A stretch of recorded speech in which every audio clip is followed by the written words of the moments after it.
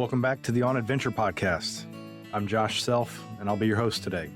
My guest today is Pete Ripmaster.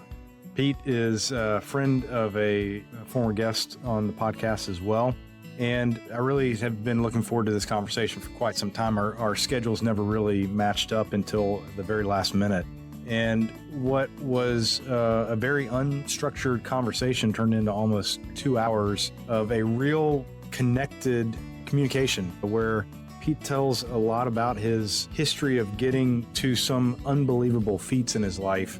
But what I've realized in these conversations is that the path to ultra endurance is never in a straight line. And there's lots of failures and lots of lesson learning along the way. And Pete's no different. I realize now after this conversation, he is a legend in many ways. But his insights into humanity and into himself that have come from pushing beyond what would typically be very safe limits are priceless. It really was a great conversation. By the end, I feel like I was talking to an old friend from many years, but I'm also finding in these conversations that people that are intentional with adventure in their life, in a lot of ways, cut from the same cloth, and they are pursuing something similar. They're discovering something similar. And I would encourage you to listen all the way to the end of this conversation because I think you will find it highly interesting and highly inspiring. So without further ado, please enjoy my conversation with Pete Ripmaster.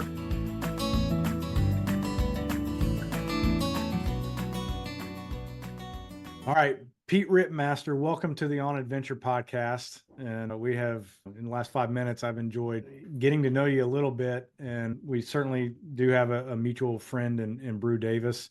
Anybody that's listened to my podcast, like there's this common thread, at least through the a couple dozen episodes of Brew's fingerprints on these different things, nice. Which has been awesome. Brew's a great guy, and that has certainly played out in his friends as well. A lot of commonality there. So let's start with tell folks who you are and where you're at, and a little bit about yourself, just to get us started here. Yeah. My name's Pete Ripmaster. I live here in Asheville, North Carolina. And I'm not huge on titles. I think people get mucked up and trying to come up with titles of what they are and who they are. I like to consider myself a runner, and nothing more, nothing less. And so that's what I've gotten to. So yeah, I'm a runner and have been running for 15 years or so, and have countless adventures. And so I'm sure we'll touch base on that. But yeah. I'm a runner and a dad and a husband, and that's what I hang my hat on. Gotcha. What do you do for work outside of that? Yeah, I'm a public speaker, okay. and also stay-at-home dad. And so I spend a lot of time with my girls, and then jump off and do public speaking when the situations arise. It comes and goes in waves. I'm not a huge self-promoter, and I don't advertise much, so it's all I wait word of mouth. Is it really? Yeah, so it sometimes it's hot and heavy, and sometimes it's crickets, and I just kind of ride the wave. But that's what I do. And you have two girls or two girls? Yeah, two teenagers. And so, I feel your pain. Yeah, two little girls, 13 and 15, and yeah, I'm just tying a knot and hanging on. And but it's wonderful. It's wonderful. Me and my wife are enjoying that adventure. Yeah, for sure. Now, did you grow up in Asheville? Where are you from originally? No, I've been here 20 years though, so it's certainly home. I grew up in Michigan and moved out west as quickly as I could after growing up in Detroit. And I met my wife in Telluride. Have a big connection to Telluride, Colorado. Spent a lot of time there in my lifetime, and it's kind of what I consider my spiritual home. And so I met my wife, Kristen, there, and we moved to Asheville 20 years ago. And so that's the path. I jump off and do long runs and adventures here and there. How long did you spend in Telluride? Many, many years. I grew up going out there when I was a little kid. So it's kind of like resonated with me when I was, I think, 12 years old the first time I went out there with my dad and my brother, and I fell in love with just the mountains, culture. And it's kind of one of those places where I would like go other places, but always come back to Telluride. It'd be kind of the glue of my life. And so we have a family ranch out there, and we still get out there a time or two a year. And so it's a special place. Is the property in Telluride proper, or are you somewhere outside of the canyon? Yeah, it's about a half hour away. It's between, I like to call it between Ridgeway and Telluride.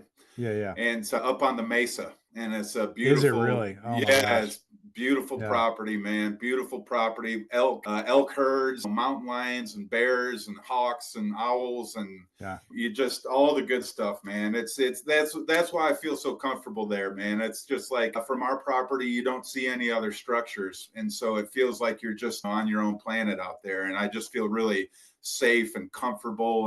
That's where I feel most at home in this life. Yeah, we when our kids were younger, we spent a week out, and we actually exchanged homes with a family that lives in Ridgeway. We were living in Nashville at the time, and they stayed at our place, and we stayed at theirs. And so we went into around the canyon into Telluride, went around the other way into Ouray and Hot Springs there. And but that scenery from Ridgeway looking into, what is it, Mount Sneffels and that whole, I completely jive with what you're saying. That place is special. I could go spend a lot of time there.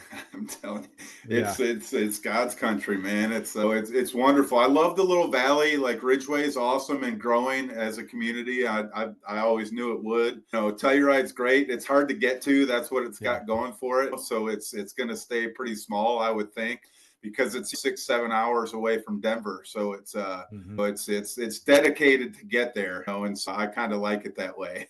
For sure. Yeah. Do you guys go out and visit regularly? We do. Yep. Yeah, Absolutely. Cool. I've had a lot of adventures in the Telluride Mountains. That's where I kind of cut my teeth with mountaineering and learning how to take care of myself in the mountains. And some really awesome adventures, climbing big 14ers and Wilsons and Sneffels and all those, and had some really close calls. Lost some dear friends in the mountains to accidents or things that are out of our control. So when I moved to Asheville, I was like, you know what? I think that's okay with me. I was kind of feel like I had a good run. And as far as adventures goes, and those mountains are so crumbly and rockfall, and they're just so dangerous. And oh man, I can think vividly of a couple times where it was very close to losing my life. One misstep or something, and you're a goner. And so there was numerous times where things like that happened. And like I said, when I had met my wife and we were thinking about moving to Asheville, I came here and saw those rounded off tops. I was like, yeah, this is perfect for, to kind of get to a different point in my life and start thinking about kids and don't really need to be on the leading edge as much as I was. So there's so many things that I want to get to, but I think it would be interesting to go back to Detroit and tell me what kind of kid you were. Were you like the super athlete involved in everything? Were you outdoors all the time? What was growing up like for you? Yeah, growing up was great, man. Very athletic. Dad and grandpa played football at Michigan State. And so sweet. I was born with a ball in my hands, man. Like when I give my public speaking, I always, I played football, basketball, tennis, baseball, lacrosse, golf, anything where you're chasing a ball. And I never ran just to run. It took a long time for me to kind of open that window. Running was kind of our sport's punishment, if you will. You know what I mean? So it was, I didn't really understand people that would just go run to run. And then as it comes to find out that it's changed my life, becoming a runner, and a lot of mental health that goes with it, along with me. And so, but yeah, a very athletic childhood. I liked where I grew up, but it wasn't me. It was you don't choose where you're brought up. And so I was in Birmingham, Michigan, which is a nice, affluent place, and a lot of country clubs and second homes and European trips. And then I go out to Telluride when I'm 12 and I see cowboys sitting around the fire, playing Merle Haggard music. And I was like, that's what I want. Those are your people. those are my people. But it was great. It was a safe childhood. But I knew, and I also have to say that I read a ton of books when I was little, and all the books I read were like Jack London stories or Klondike or cowboys or Indians, Gold Rush, Alaska, Shackleton. So it was just like I was very serious. I was never interested in like Star Wars and like make believe. I didn't have time for, I loved history. I loved like the realness of real stories. And I'm still that way. But yeah, so I kind of knew that when I'd have the opportunity to kind of leave Michigan, I would do that. I have people I love up there. I still get back there regularly. I will never trash where I was brought up, but man, I was made to go west. My dad used to say that to me, "Go west, young man." I'm like, I'm trying, I'm doing my best. And so, yeah, it was a great childhood, but I knew that there were bigger and better things out there for me. Well, it sounds like in a lot of ways that town and your home environment was a safe place for you to launch from and feel grounded in doing that. Is that a fair way to put it? Yeah, I would say so. And it's interesting because, when I grew up, I completely felt like I was just that family that like, things just worked out, and you kind of have the white picket fence and driving nice cars and things like that. And you grow up that way, and you're just like, I guess this is how life is going to be. And boy, man, the bottom fell out in my life. My mom got sick. She got cancer, and I lost my mom to cancer. And when I was 24 years old. And so I lost my dad in a car accident many years after that. And so it's like when you think things are just moving right along, the bottom falls out, and you have real life experiences that change who you are forever. So. Yeah, so I had similar things a little bit later, but a similar story where my mom diagnosed with lung cancer, somebody that had never smoked a cigarette in her life, and battled it for about 3 years. And this is before she was even 60 years old. So, I mean, she died way too early. And there were several things that just as coincidence happens, not really coincidence, but as things come together that around that same time, that for me, those years, I don't remember a specific moment of rock bottom. I remember the time period as rock bottom. And there were, and maybe you can get into this, but for running for me has been a big part of the therapy and recovery from those very difficult times. So in your 20s, as those things were happening, how did you cope with that? Man, when I lost my mom and when I was 24, I look at it kind of like I was like a kind of had a spoiled brat type style. I pretty much like thought the world revolved around me, and if it wasn't fun, I didn't want to do it. So there was a lot of like going to concerts and skiing and traveling and just all these things that are fun in their own right. But like I was longing for something deeper. I was longing for more than just good time. And so, yeah, I was going down some tough roads. My dad was a pretty nasty alcoholic, and I was for a long time I was kind of just following in my dad's footsteps, man. He was just, he gave me a lot of good life, but he also kind of messed me up a little bit because he's like more or less like, do what you want, everything will work out. I don't know, man. We had a tough relationship. I call it the two bowls syndrome. Oh, sure. And me and him struggled quite a bit. He dealt with a lot of mental health issues, and after I lost my mom, I kind of felt like I was losing the old man as well.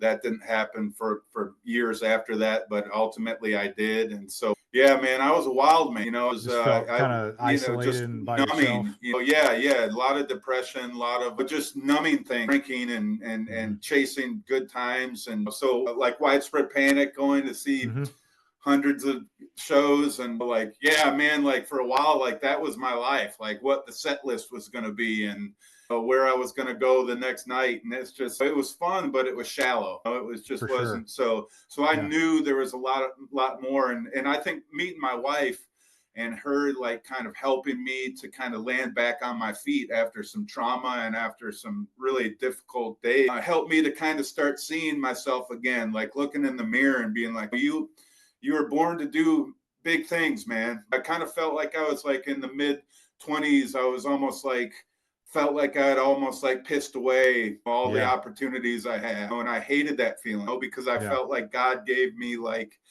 a very athletic life and a strong mind and a willingness to endure. And those things had to I had to find those on my own later. But Hmm. yeah, man, those years were brutal years. Those years were really tough years after losing my mom and Yeah. struggling with my old man.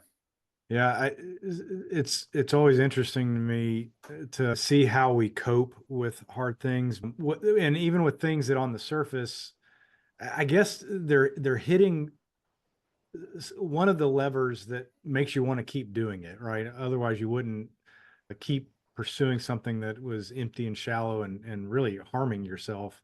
Um, but so many times, those are the things that they're working exactly against us as well, right? Absolutely. Yeah. So you mentioned your wife as kind of a pivot point, but what about the relationship with her or that time period? What allowed you to pivot out of that kind of death spiral?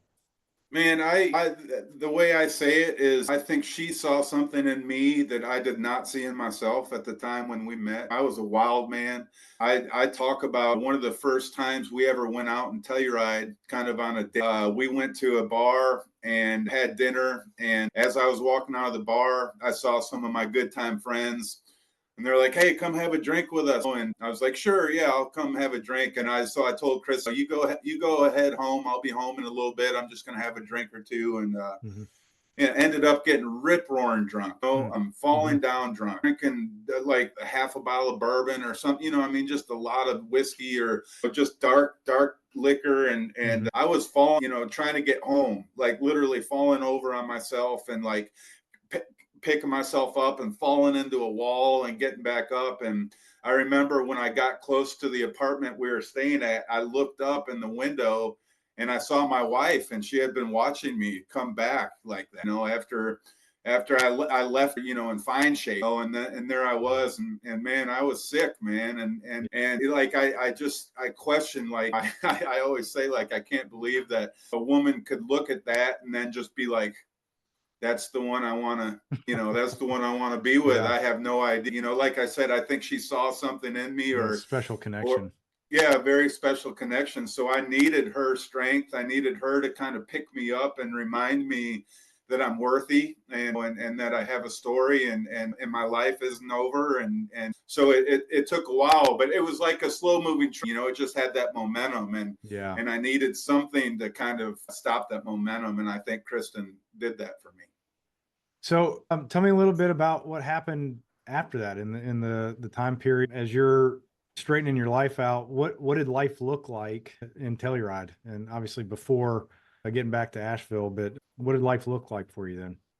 Well, it was meeting my wife, and then also I had lost a grandfather who was awesome. He was an incredible person and did so much for other people. And I went to his funeral and I sat in the front row and I was again very selfish, self-centered, and here I was in the front row of overblown church with people all over the place and everyone sharing stories about my grandfather and what my grandfather did for other people Oh, and I'm wow. sitting there going, this is ridiculous, man. This is my grandpa. This is my family. This is who I am. Mhm. And here I am, not at all. I'm going down the same path. I was very selfish. And so it was kind of an epiphany moment in certain regards that like, man, I gotta really make some changes. And I decided that I wanted to give back. And the way I saw to do that with what I possessed was to become a teacher.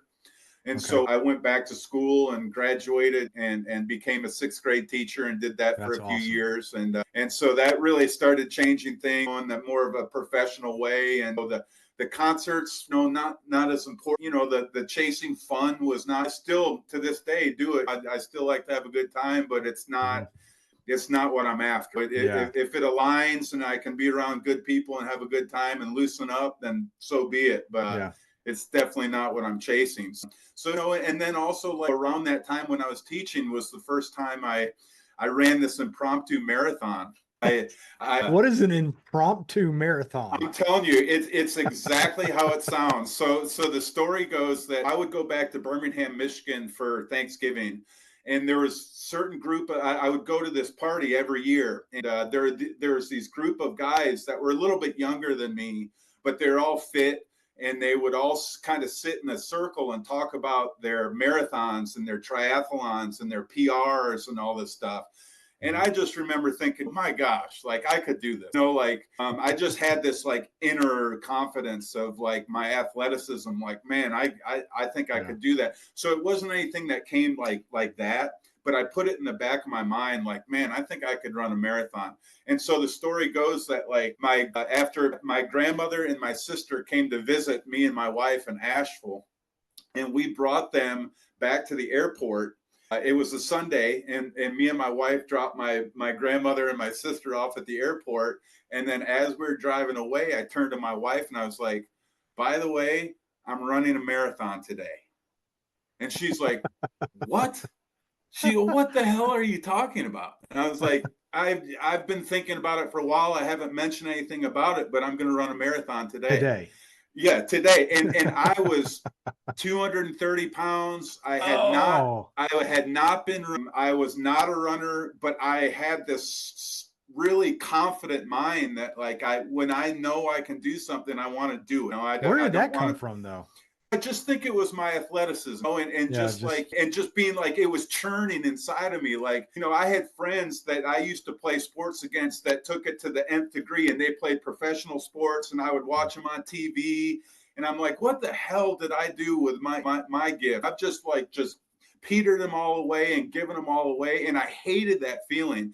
And I was only like 30 something at the time, like late 20s. And I was like, I'm not ready to talk about like my glory days. You know what I mean? Like I still felt like there was some things waiting for me. I didn't know what that was, but I ran this marathon. I went up to the Blue Ridge Parkway because they had mile markers on the Blue Ridge Parkway. And I knew that would be very important too. So I had Nike shoes, cotton socks, cargo shorts, cotton boxers, cotton t-shirt, camo hat. And, I'm already hurting thinking about the chafing that was happening. The chafing was unbelievable. Yeah. And so what was going to happen was I told my wife, I'm going to run 13.1 miles up this mountain and then turn around and come back. And so what I'd like you to do is every third mile, I want you to drop like a little bag that's got like a Gatorade and a Powerade or a Power Bar, I think at the time. Yeah. This is a while ago. And so I was like, every third mile, just drop a big Gatorade and a Power Bar off so that I know every third mile I can stop and eat and hydrate and do all that stuff. I knew enough to know. I knew I had to have some nutrition. Well, so I start my jogging, and I'd send my wife in the car around the corner to go drive all the way up and back. And not but about a minute later, she turns, she's coming back towards me. And I was like, what are you doing? And she says, well, the parkway's closed right around the corner. I cannot drive up there. And I was like, well, I'm running a marathon today. So on the parkway, because it's got mile markers. Yeah. So I grabbed the biggest Gatorade bottle we had and ran with it in my hand and ran 13 point.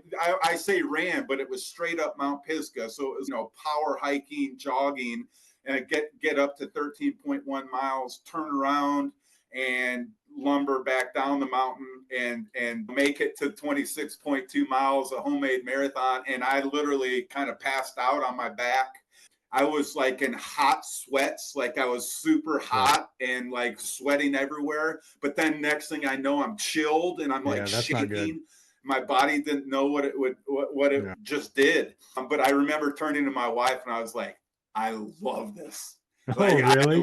I was just like, because it was like physical, but it was mental. It was, like my physical was not there. So it was like I had to override that with my mind. And I just loved that opportunity to do that. So the story goes that I went back to school on Monday and told my students that I had run a marathon.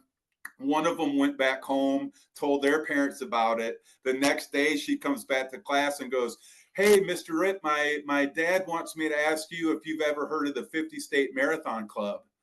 And I was like, well, I haven't heard of the 50 State Marathon Club because I've been a runner for about 12 hours now.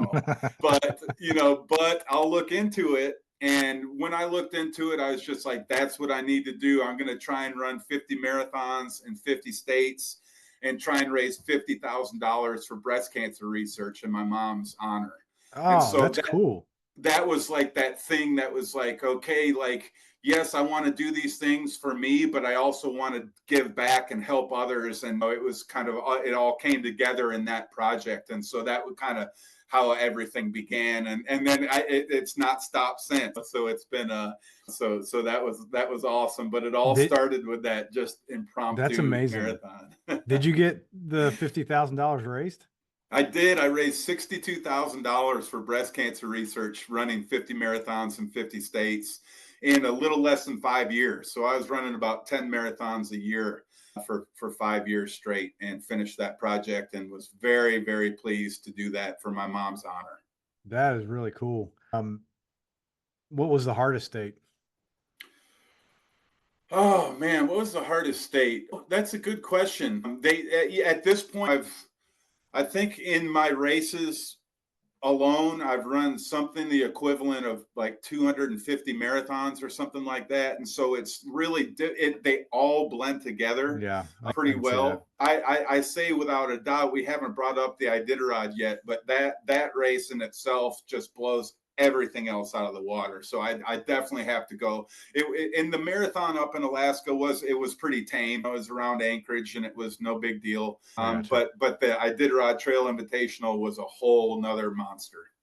So when you went home and told your wife, who knew that you had been a runner for exactly 12 and a half hours, that you were going to run 50 marathons in 50 states, how did that go? She totally understands that I'm the type of person that, when I put my mind to something, I'm going to accomplish it, unless something drastic happens. But she's like, she knew not to stand in my way. She supported me. She's run numerous marathons herself, so she's a runner. She understands. But she was always supportive of me doing that, just because I think, like, for someone that's like, there's so many different avenues that you could take, like overdoing it, and I think like the addict in me, is like took on running, and my wife is probably like, good deal. I'd rather it be that than fill in the blank. So I think that's kind of how it was, but super supportive. That is something I've thought a lot about, that, as I said earlier, I guess as animals, as human beings, as animals, we don't do anything unless there's a reward in it. And we're certainly not going to do it twice or more unless we're getting something out of it. And it does seem like, and I would say the same for me, like the times I've been into triathlons or running long distance or spending time in the woods, it's an addiction of a different sort. It's one that is much more socially acceptable, but I think it's hitting on all the same neurological pathways in the brain that alcoholism or fill in the blank with anything else. I would agree with that, especially in the ultra running world. I mean, you see all types of people that, have struggled with their own, I say fill in the blank, but alcohol and drugs and sex addictions. There's so many different avenues that people go. And so, like, I do realize that I'm overdoing it,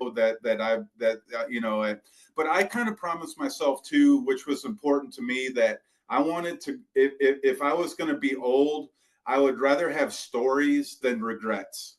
And so for me, it's worth beating up my body a little bit, knowing that at some point it's probably going to catch up to me.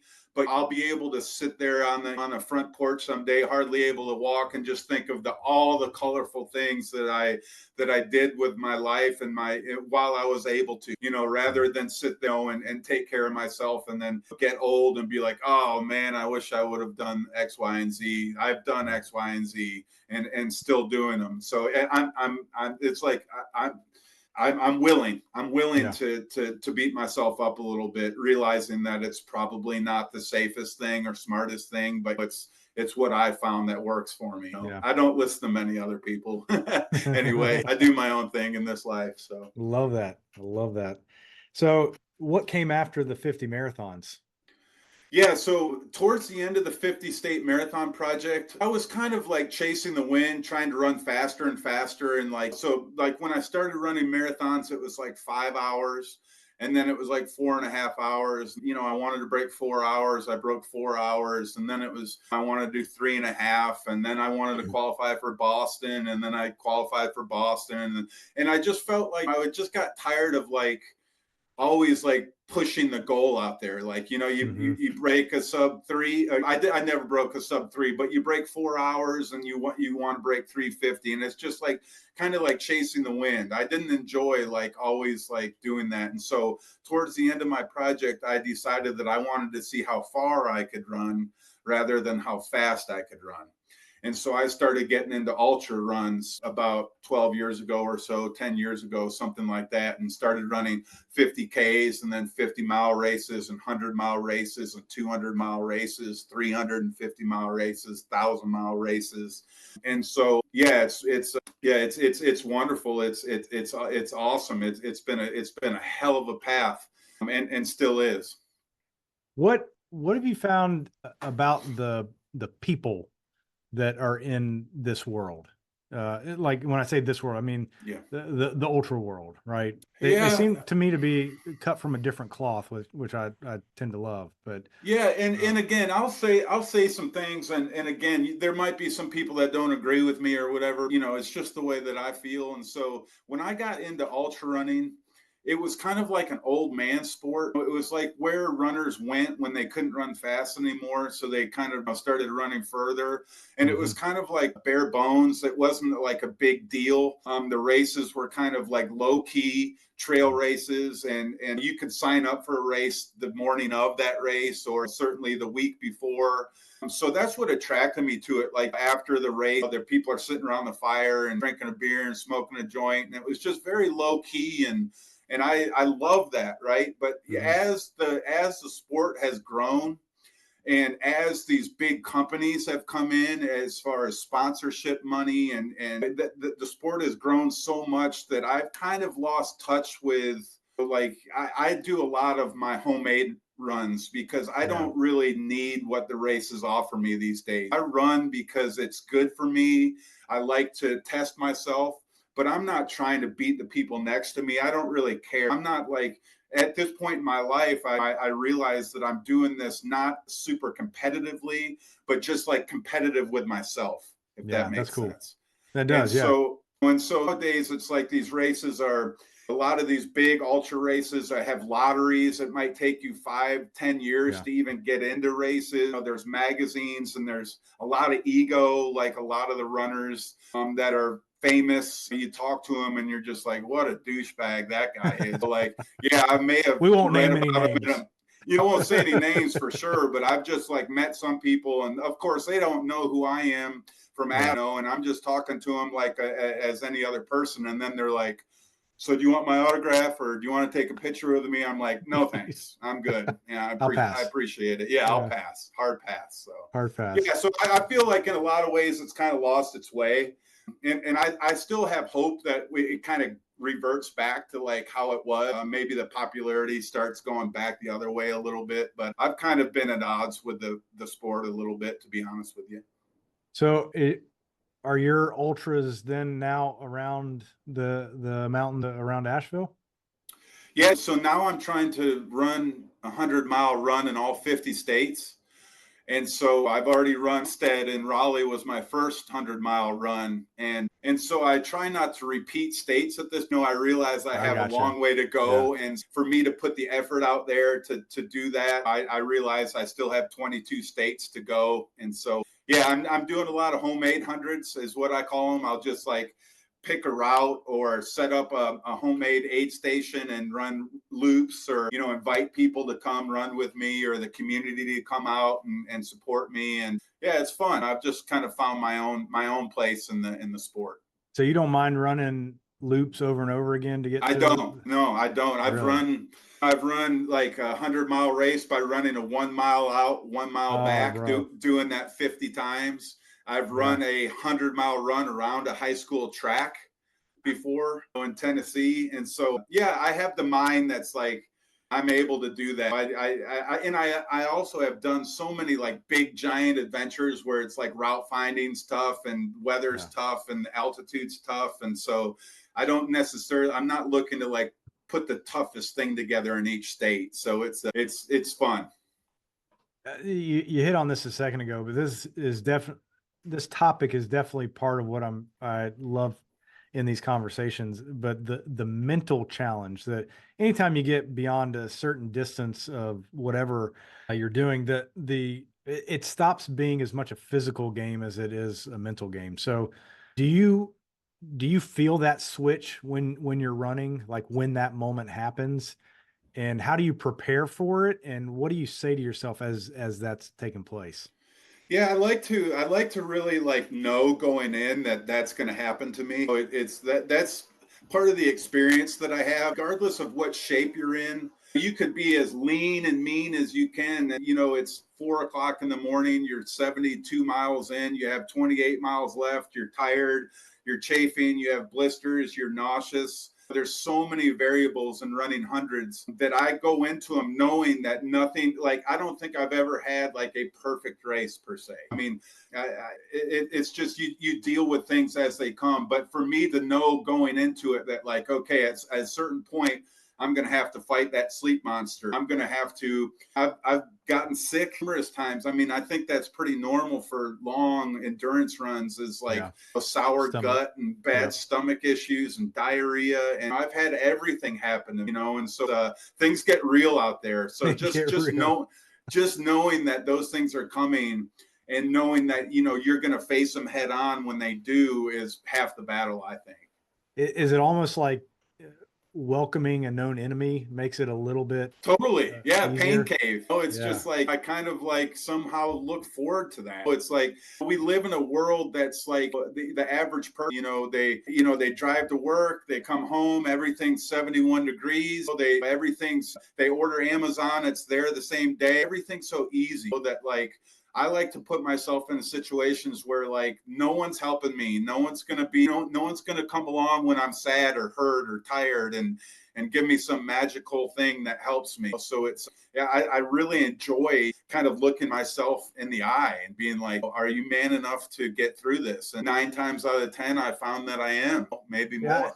I think I know how you'll answer this, but based on what you said earlier about your 20 and your wife calling that story out of you that you didn't believe in yourself, what have you learned about yourself, like your true self, from pushing past some of these really limits? You've blown through limits that for most people is a hard stop, and you've kept going. So what have you discovered about yourself from doing that? That I'm tough. I'm a tough person. I can deal with a lot of setbacks. I mean, like I look at the losing your parent. I mean, there were times when I would just want to crawl up into a hole, and I didn't have anyone to talk to, no mentor, and those were super difficult times. But like there was something in me that's like, I'm not gonna sell out. I'm not gonna give up. Like, and especially now I have children of my own. I have children that count on me, and so it's like I've learned that I'm willing to suffer for the things that I love, and I think that's even an understatement, to be honest with you. But I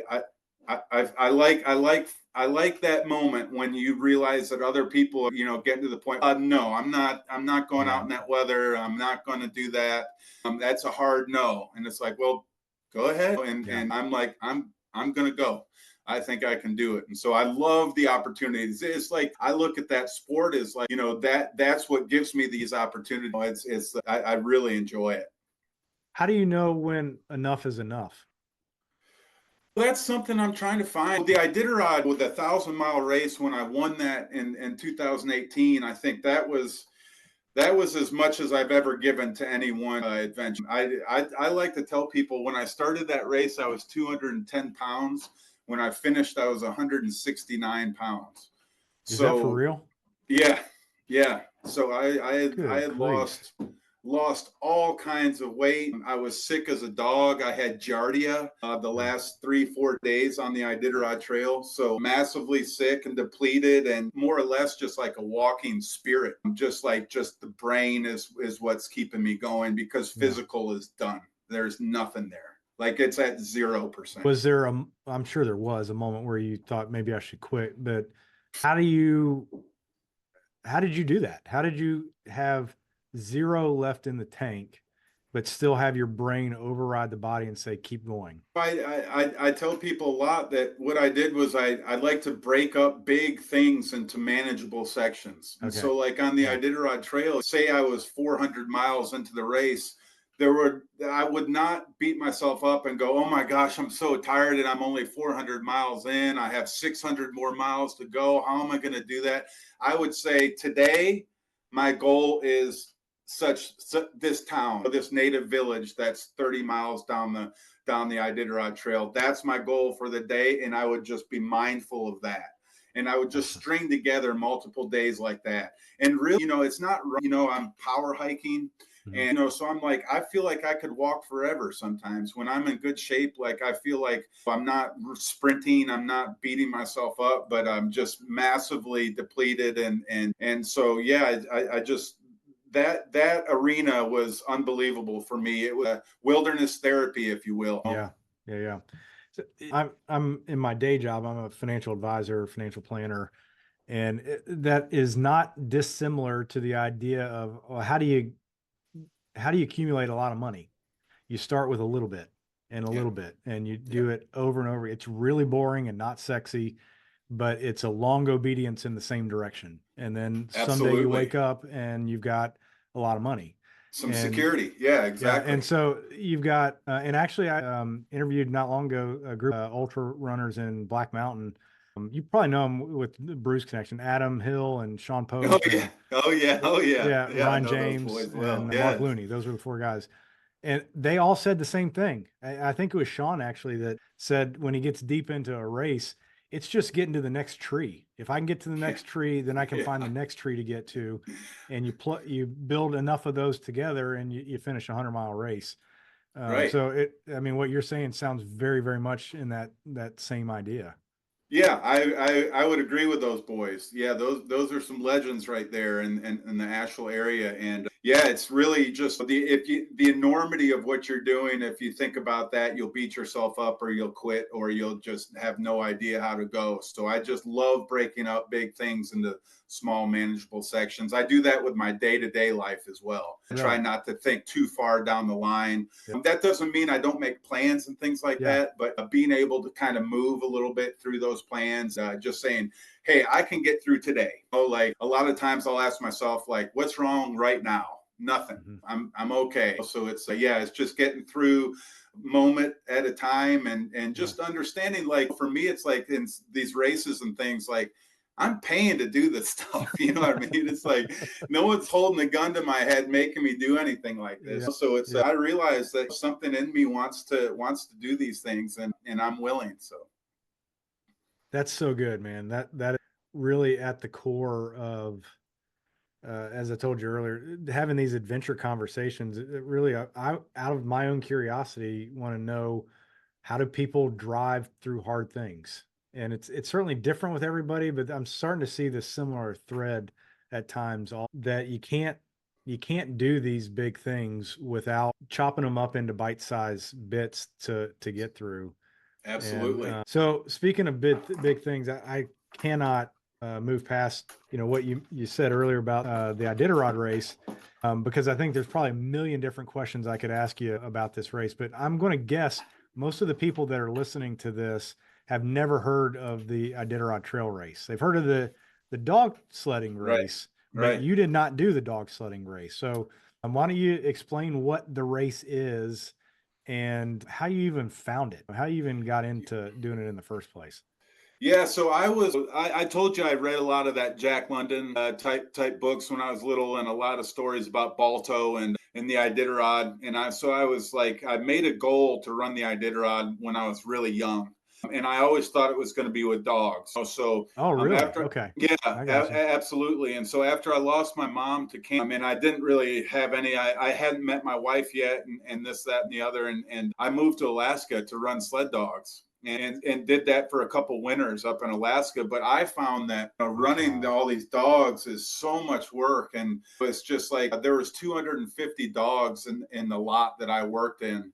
and it was just mayhem. You know, they all have their own needs. It's like 250 humans, you know what I mean? And at a time when I could barely take care of myself, it was really kind of, I saw the writing on the wall that this was not for me, which was brutal because my goal was to run the Iditarod, and here I was saying, nope, that's not going to happen. And then I became a runner, and then I was reading an ultra running magazine one day, and I read an article about the Iditarod Trail Invitational. And I said, well, what the hell is this? And how have I not heard about it, right? Because like I had been up on the Iditarod Trail. I knew all the history of the Iditarod and multi-use and all this, but hadn't sniffed the race. And then I read about, I had never even heard about it until I read it in this magazine. And then I'm just like, in a lot of ways, I felt it was like God, like giving back a dream, you know, like because I quit on the dogs. And so I was like, oh man, I'm not going to be able to kind of arrive at my childhood dream. And then all of a sudden it was like, well, here's a way you can do the Iditarod, and you just do it on your own, and you actually haul a sled behind you with all your survival gear in it. And it's a 350-mile race, or it's a 1,000-mile race all the way to Nome. And I was like, this is me. This is made for me. Like and so long story short, let me stop you there. What's the furthest you had ever run before signing up for this 350-mile race? 100 miles. Which is a very long ways, but nowhere near 350 miles. Yeah, and also like not in the. Luckily, when I was accepted to run the race, the race director at the time really appreciated that I had spent winters up in Alaska. He was like, this guy might not be ready in a physical way, but he knows how to take care of himself. He's been through the weather and the animals and that sort of thing. So I think I'm going to give this guy a chance. And so it was like 10 minutes after reading about the race, I was invited to come up and do the race the following year. And I was as green as ever. I had no, and that race has grown a lot since even I won it in 2018. And it's like each year it's getting bigger and bigger and more people want to do it. But when I started doing it, you couldn't even find it online. Like you could find like one article about the race online. And then someone left a gear list, and I was like, oh, so I have to buy all this gear. I'm just going to mimic what this person does because it worked for him. Yeah. And I just had no idea what I was doing. So my first year on the trail, I last place. Did you finish? I finished, but did you really? Yeah, I finished the 350-mile race in last place. The guy that won, who's a dear friend of mine, Dave Johnston, his sled was 18 pounds. Mine was 92. So I got lost like the first day, 25 miles off course the first day. And then I blistered my feet toe to heel the second day. So within 48 hours, I had made 3 critical mistakes that made me like realize that if I was going to keep moving on and try and find the trail and get back, then I was going to have to be all alone the whole rest of the time. So I did that and finished and was super proud. But at the same time, I was last place, and I hated that. I'm an athlete, and I was just competitive. I'm like, I'm like, no, that ain't going to work. So went back and how long did it take you to do it that first time? 10 days. In 6 hours, I think, or something like that, over 10 days, which 35 miles a day or something for 10 days is pretty stout. But that got me last place. Out of 12 runners, I was 12th place that first year. And are you like camping outside each night? Yeah, a lot. I would say it's about half and half. The first 350 miles, there's numerous checkpoints that are like winter lodges. Okay. So you can go in and you can eat and you can drink and you can shower and you can sleep and you can redo your gear and you can pop blisters and you can just do all the maintenance that you need to do, and then you kind of gear up and sleep and then you're off to the next. But a lot of times, like, you're falling asleep on your feet. You might have 40 miles to the next checkpoint and you have to bivvy. So you pull out your sleeping bag and you sleep on the trail. You carry a tent, or how are you doing Just a the? bivy sack. So it was Okay. just like a Gore-Tex liner that goes around my sleeping bag, and then I blow up my sleeping pad so I'm not Mm-hmm. sleeping on the snow and ice. And it could be probably that first year it got to like minus 40. It could get minus 40-ish. And you're sleeping in that weather. So Is it? I it's mean, are you able to get warm with good gear, or Yeah, are yeah, are you? I do. I had a minus 60-degree sleeping bag, and then I also put all my warmest gear on and got Mhm. into the sleeping bag. And usually the nice thing about that is that you're so tired from pushing so hard that like sleep is just waiting for you. You know, it's like Yeah, it's not like you're like tossing and turning. It's like when you lay down, you're like out just because you're just like exhausted. You know? yeah. But yeah, I would say it's about 50-50 whether you sleep in a lodge or you sleep out on the trail. I gotcha. And that's the part you had some experience with because you had lived in Alaska previously. Yeah, yeah. Yeah. I mean, I knew how to take care of myself, and but at the same time, I'll say that like I didn't know navigation. I had this fancy Oh, GPS that I didn't even know how to use. Like I yeah. could turn it on, and I didn't even I know can what it was appreciate trying to that. tell me. So I made critical mistakes, and so for me, it was like coming back to Asheville after my first year. I was like, all right, I don't need anyone to tell me what I did wrong. Like I know what I did wrong. Like Yeah. I looked in the mirror and I was like, I can do better. And so I took courses on navigation. My sled the next year was 40 pounds instead of 92. I learned how to take care of my feet. You know, and you learn little techniques about gear that works. And so Hmm. you just start getting experience. And so the second year I went back up there, I got third place, which was awesome. So it went Wow, from that's a 10 big and a half improvement. 10.5 days my first year to 6.5 days my second year, just by like being in fighting shape and learning and being humble and knowing what I needed to work on. And so after getting third place that year, I was like, well, okay, next year I'm going to try and get to Nome and try and run the 1,000-mile race. And I think at the time there was maybe 8 or 9 people that had done it in the world. So it was like, Like at all, not just won it, yeah, but like like had ever yeah. done the 1,000 mile race. Yeah, I think right now there's probably roughly like 30 people ish that have done it Oh my since gosh. 1999. So And you've done it and 3 times? well, I only ran to Nome once in full because Okay, I got it, got it. failed twice. There were 2 years when I went. One year I had a near death experience on the trail. I fell through a river in through ice Yeah. into water over my head and barely able to crawl away with my life, and it rattled me so much that I actually made it like 300 more miles after the accident, but I got to the Yukon River and I looked down on the Yukon River and I was like, hell no. Like, Yeah, there's yeah, yeah. no way that I'm going by myself onto that behemoth of a river after I've already been very close on falling through the ice. And so I quit 500 miles in that year and hated myself for it because that night that I quit, I was back in Anchorage.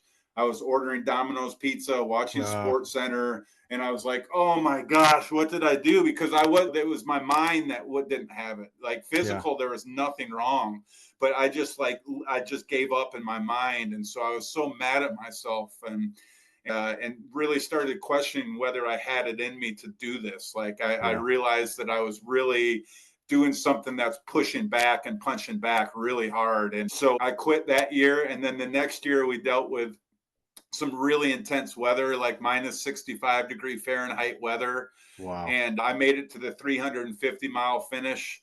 And there was 4 of us that made it to the 350-mile finish that year out of like 30 or 40 athletes. And no one was going on to Nome. And so I quit again and was just like, again, back ordering pizza, watching Sports Center, going, I did it again. What the Hmm. hell is wrong? And then you have to wait a year before you go do it again. Yeah. So for that 5 years of my life, the Iditarod was everything to me, man. I mean, it was like, it was a monster. It was like I was tinkering and I have to say there was numerous times where I didn't think I had it in me to finish. But my wife was like, and people love hearing this when I give my talks, but they say, I tell people, my wife was the one that really pushed me to go back up and give it another Really? try. Yeah, Yeah. because she said, if you don't, you're going to be such a miserable old man because you're going to have been so close to your goal, but you quit and you didn't give it your all. And I just see you not being good with that decision at all. She's like, you need to go back up. So in 2018, I went back up. I was like, okay, I'm giving it one more try. I'm giving everything I have. And if I fail, then I'll walk away with my head held high because I gave it everything. I gave it everything I had. But like, I was so hardcore in 2018. I remember telling people, like, unless there's bone showing, I'm going to finish this damn race. So like, I went in with the mentality of like, it almost like a business trip. Like, I have two strikes against me. I'm going to take care of business. It had really nothing to do at all with winning the race. I have to say, like, I didn't see that coming at all. That just was happenstance. Like, some things happened that made it work for me that year. But like, and still to this day, I'm super psyched I won, but finishing was the thing that meant the most to me. Yeah. Have you had any desire to go back after you actually finished it? Hell no. Like, I would like to go back and like show my family the trail. My family's never been to Alaska, and it's been such a huge part of my life. You know, at some point I want to bring my family there, but like the suffering and the weather and just, I know now what it takes, and I've done it. You know what I mean? And I've done it and I won. And there's really not, every year I follow the race. And so I'll like, there's always like a few thoughts that pass through my brain, like, oh, I should be up there. A bunch of friends still do it and whatnot. But I'm like, and then like 5 minutes later, I'm like, nope, I'm done. That ship has sailed. And so I'm content with that. Well, and you've mentioned the weather a few times, but this isn't running that Iditarod in the middle of summer with long sun in the sky days. What time of year is this race run?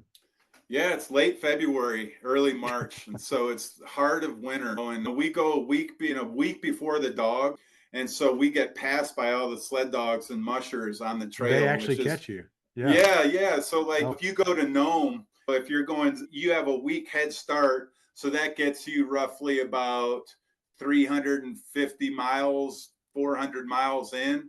And what I would see every year is I would turn around at some point. You just have these feelings that people are coming, dogs are coming, and then after a while you turn around and there you go. You see it. You see 32 eyes coming down the trail, and you know that to be the 16 sled dogs and the musher coming down the trail, and they kind of just wave to you, and they have a lot of respect for it. They call us like Iditarod idiots, or like they're just like, they don't have any clue why we're doing what we're doing, but they have a lot of respect for us as they like take their sled team and fly by us. And we're just like, just head down, go moving at 2 miles an hour or whatever. Yeah. So, well, and after not completing that several times in the 2018, when you did finish it, what was different other than your mentality going in? It sounds like you were very much resolved that this was going to happen, not an if. And maybe that's the variable, but what was different in the execution of that 1,000 miles that time versus the other times doing the race? Yeah, just like I said, those 2 times that I attempted it and failed, I failed because my mental went bad. But like I said, there was nothing physically wrong with me. I could have gone on. And I tell you, that year that I quit because of the weather, after I flew back home, the weather broke and it was fantastic. Like, there's people that bike the trail in the same race that we run on fat tire bikes. Okay. And I think 2 or 3 people went all the way to Nome that year and had glorious weather. So if I would have just stuck with it, I would have been fine. I probably would have got there that year. But now you have all these voices in you telling you like, you can't do it and whatnot, or it's too big, or this sort of thing, or I got scared, or things like that. And when I went back in 2018, I was like, look, I'm not going to quit. I'm not going to quit. I'm just like, I'm going to face those same things that I might fall through ice. I might deal with minus 65, minus 70 weather. I'm going to get through it, and I'm going to keep going. And as you keep going, and those big things that you break up into small, manageable sections, now all of a sudden I'm passing the 500-mile mark, and I'm like, I've never been this far before. This is uncharted territory. And then I had something happen where there's a guy that usually wins the Iditarod Trail Invitational, and I think he's done Anchorage to Nome on foot 9 times in his life. And so when he's on the trail, he wins. And what happened was he hurt his knee. And so I was talking to my brother on my satellite phone one day, and I was like, where's Tim? Because we wear trackers. So my brother who lives in Boulder, Colorado, would be able to like look on the computer and see where everyone is in relation to where I am. Although I have no idea. I can call my brother. And so I was like, I would always try and stay close to, like I try and stay within like 24 hours of Tim. So that like if something happened to Tim, or if he got sick, or if he got lost, then there might be a chance that I could take over. But like all the while knowing like if everything works out as it should, Tim will win, and that's fine. Like Tim is a legend, and he's a better athlete than me. He's willing to suffer more than me.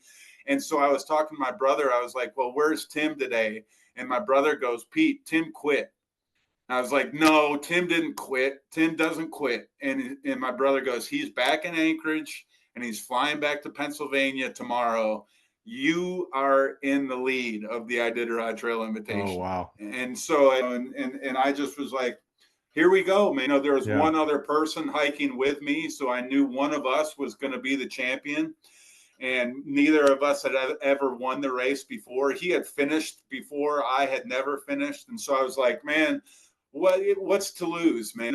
Here I find myself in this opportunity to like really push it. And I decided to give it everything I had, and then ended up winning the race. But Tim, it would have never happened had Tim not quit.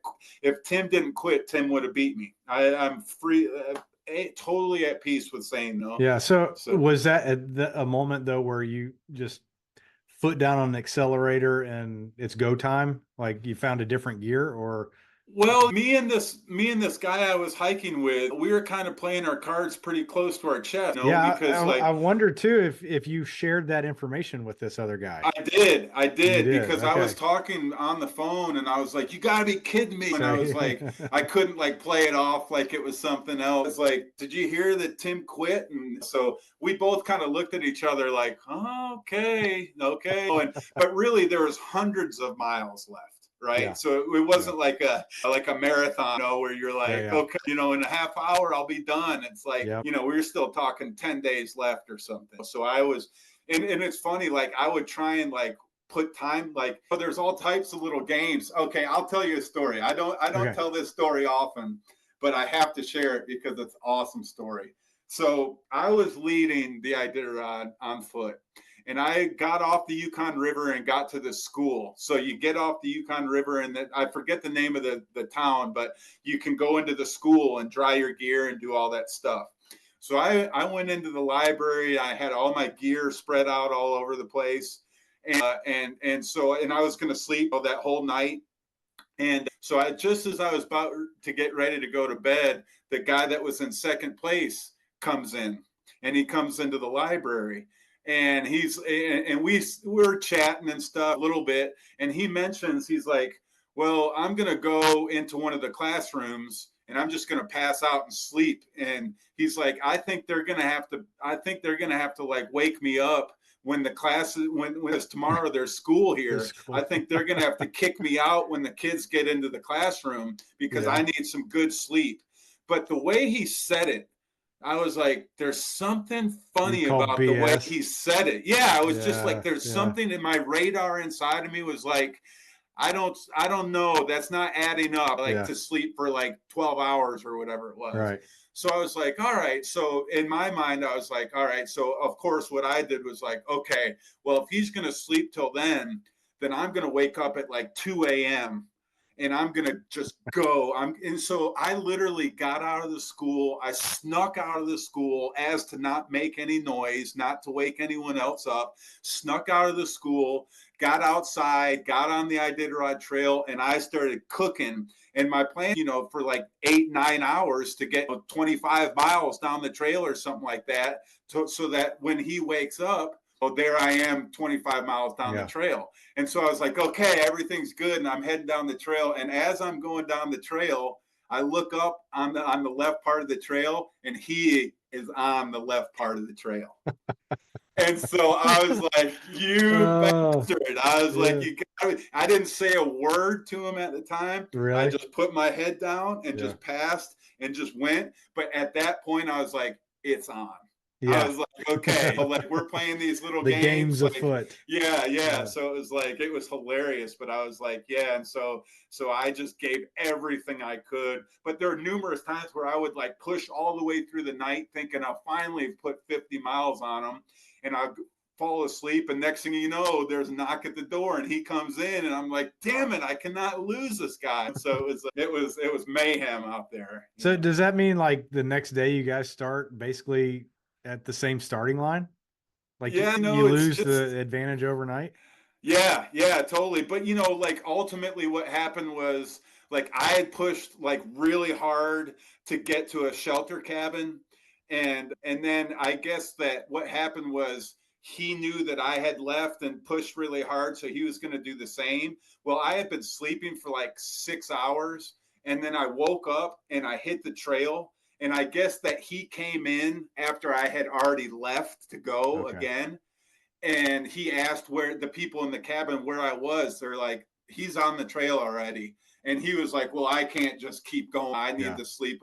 So I think it finally just kind of caught up time-wise that I put a little time on him. Yeah. Enough pressure breaks the bone. Yeah, and the beautiful thing, and I have to say this too, it's important to me to say this, is I won that year, and he came in second place, and he won like 5 times in a row after that. Oh. So I mean, like there was part of me that thought me and him would just finish together, like group first, but just dynamics didn't end up that way. And so I was like, that's fine. I can be competitive, and I won. But I was so proud of him for going back and winning the race numerous times after that. So that's cool. I did look at some pictures on the race's website, and some of those windswept snowscapes. I mean, it looks like a different planet. It is. You're doing that for days on end. Yeah, man. Are you familiar with a guy named Colin O'Brady? Mm-hmm. Yeah. So he did the Impossible First. Right. Basically the same thing across Antarctica. From reading that book, your experience does not sound different than his. Like, it's just a different location. Yeah, totally. Yeah. So would you ever do Antarctica? Yes. I think I've kind of told myself that when I finish this 50 state 100-mile project, I really want to retire from ultra running. I've just done so much, and like there's other things that I want to do with my life, and running's important, but it's not everything to me. But a trip down to the South Pole is definitely something that intrigues me. So I don't think I'd ever do it like trying to be the fastest or anything like that. Just more of the adventure of it, and trying to maybe sleep a little bit more or whatever, and enjoy it a little bit more. But yeah, absolutely something I'd like to do. So what's after ultra running then? If you identified as a runner when we first started the conversation, what does next look like?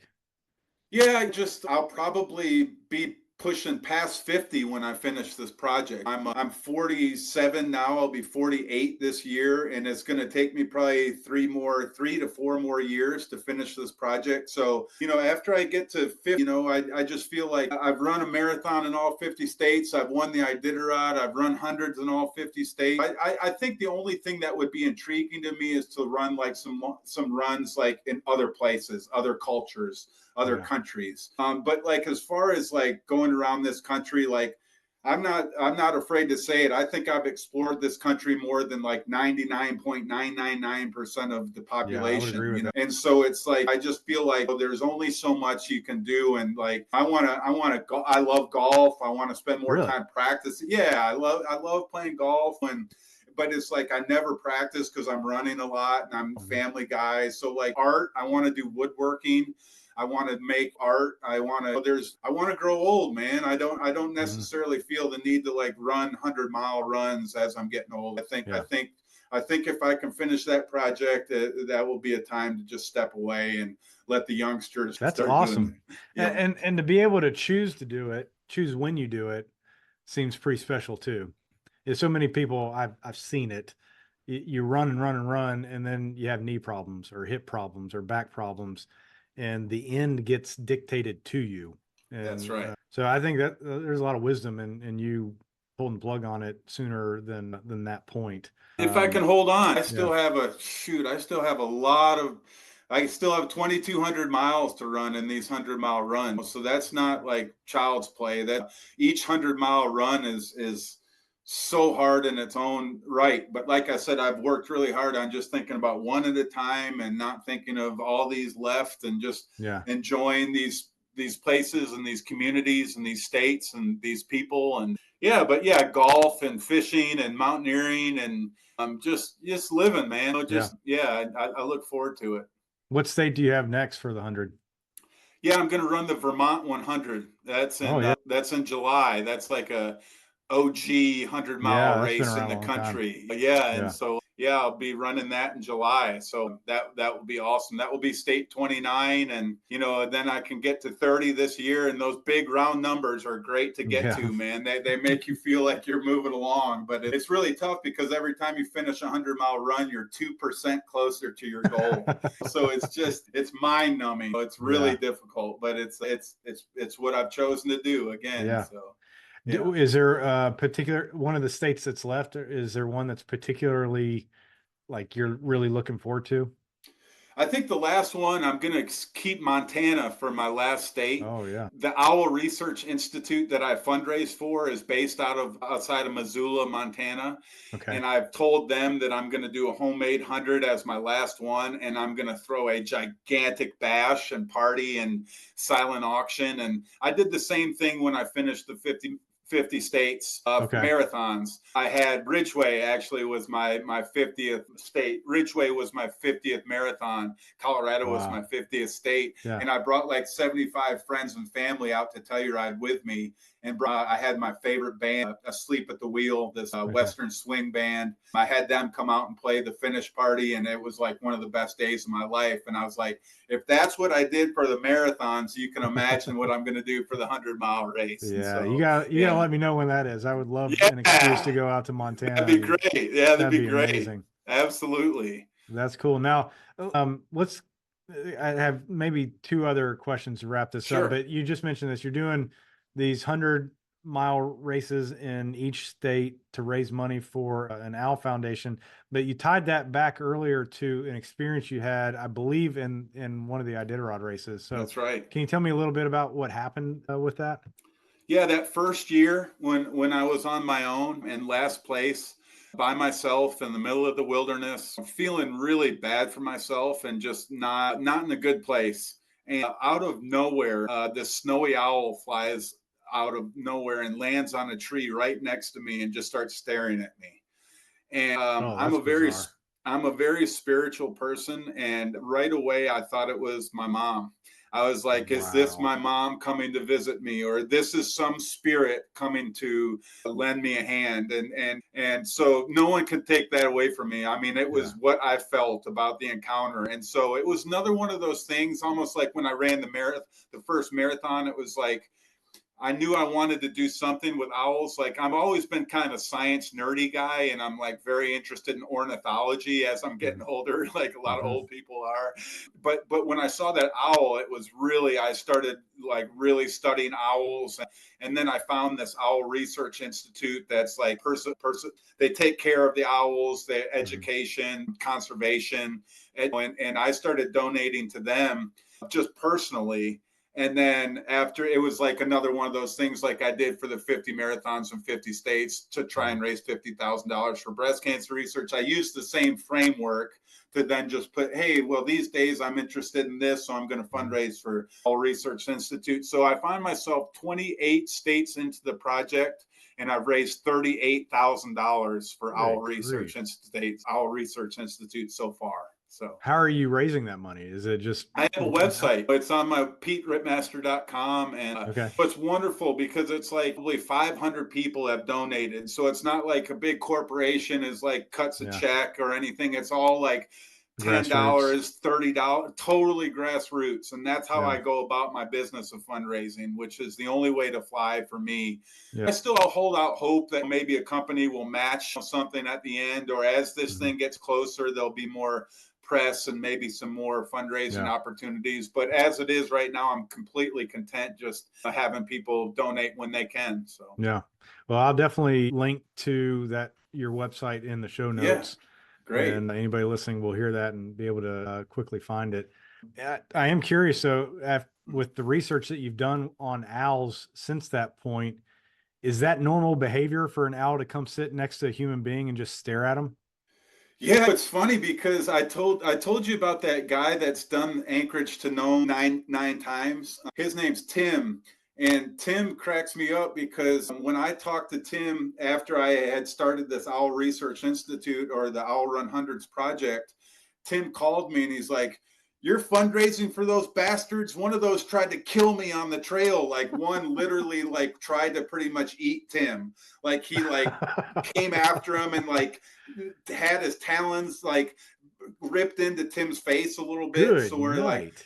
like this owl like sat on his sled and just stared at him, and then like tried to attack him, like almost like like it's like an animal or something like that. And he's like, "You cannot expect a donation from me. I will not be donated to you. I don't like those bastards." And I mean, he was having fun, but so I kind of think that this owl might have just been like, "What is this thing that's walking down the trail?" I think maybe it was more of a kind of just checking out the thing rather than just like a just a chance encounter or whatever. I think they're so alert to everything around. So I think he was just probably coming to check me out, and then we just had this stare off, and I was just like, "Wow, this is unbelievable." And it changed a lot for me on the trail because like all of a sudden I had felt so alone, and now next thing I know, I'm like, all right, like someone's with me, someone came to check on me, I feel better, and I'm heading down the trail and that sort of thing.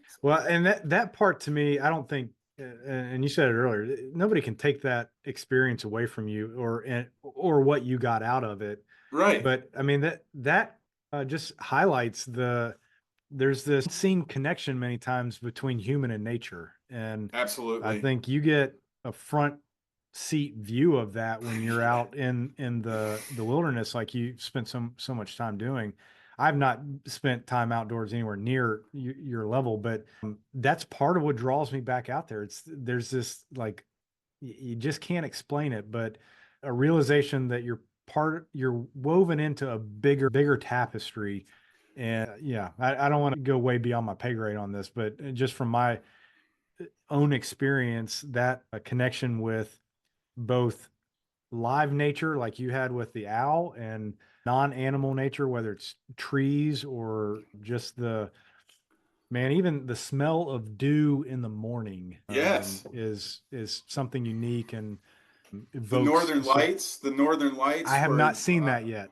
I mean, they were a show. I mean, a lot of times you're hiking in the middle of the night and you're looking up and you're seeing all these colors sparkling, and you're just hallucinating because of sleep deprivation, and just it's magical. It's just magical. That magical would have to be the perfect word. It is. You can't explain it, and it's like a show for you. Like no one else is seeing it the way you are, and so that, as you can tell, I'm very comfortable with like going down roads that I'm just that matter to me. They mean something to me. You might say this to someone next to me and they might not see it the way I do at all. That's fine. I think we all have the opportunity to live the life that we want. And so it's been a colorful life that I've lived, and I wouldn't change anything, good or bad, that's gotten me to right here. I feel very blessed. certainly the bad that you've experienced has added the color to the good part, right? I do believe that. I you firmly don't, believe that. I tell people that all the time. yeah, I'm like, you don't know how good things are unless you've had really yeah, bad things to compare them to. But like, if everything's just good in your life and everything's just hunky dory and you're moving yeah, along, like you don't know how good you have it. I've dealt with depression. I've dealt with losing parents. I've dealt with cancer. I've dealt with a lot of things, and it's all like made me feel like just this life is just to be lived. You know what I mean? It's that's the beauty of it for me. Like I am I'm gonna be so if I grow old, I'm mhm. going to be such a wreck. I'm going to have all these faded tattoos and these scars all over, and I'm just going to be so beat up, but I'm just going to be like, It's Life that's the life Illustrated, well though. lived. Yeah, that is Life Illustrated. Yes, absolutely. I think, and it's interesting to me thinking back on this, your personal story, that the worst part of your mental health was in the midst of probably when you were the most comfortable, right? Yes, And your yes. healthiest, most alive moments have been the times when you've been suffering the most.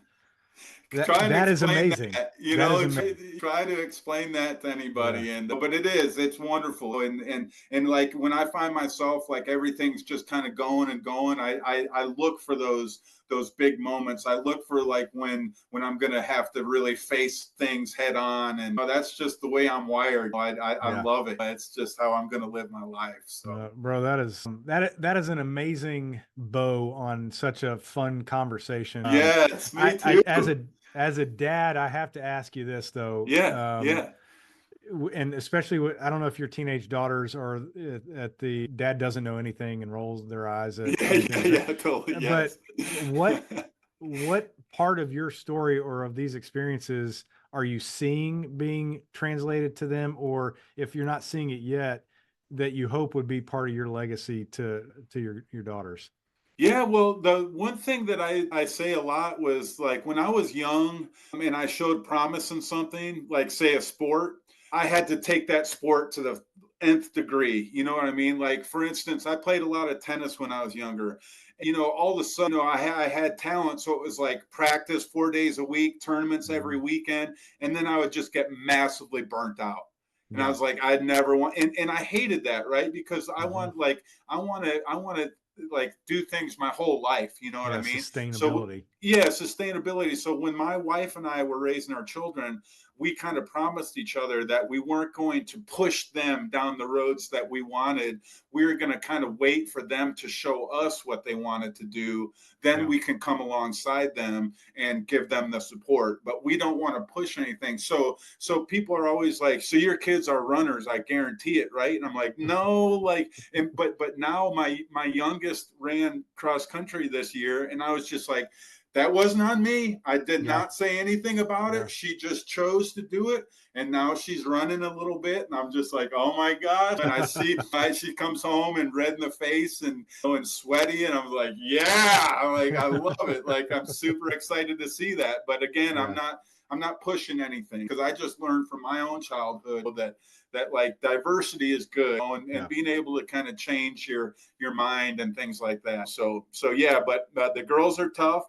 They're individuals, you know, and I'm excited to see what path they have in front of them too. It's getting to be that time where they're kind of spreading their wings a little bit, and Yeah. I'm here for it. Yeah. Yeah. So many times your kids pick up on the things that you do a lot more than what you say. And Yes, I have yes, to believe they've watched you blow through these brutal attempts, right? And to do these things and to see how tough you are and relentless at pursuing a goal. That stuff is definitely is paid attention to, I'm certain. And it may not show to them. Maybe it is. Maybe that's what your daughter's getting into cross country. But that toughness, I'm sure one day they're going to wake up and they go, you know, it's in my DNA. My dad did it, right? All right. Thanks for listening. And I sincerely mean that because I'm extremely grateful that you choose to spend this time with me. I don't take it for granted, and I hope you enjoyed it. If you want more content like this, be sure to check out material on my website at ridgelinewealthadvisors.com. That's advisors with an ORS. And sign up for my monthly newsletter, the Money Trail Guide, which you can find on the blog page. Until next time, I hope you pursue your own great adventure.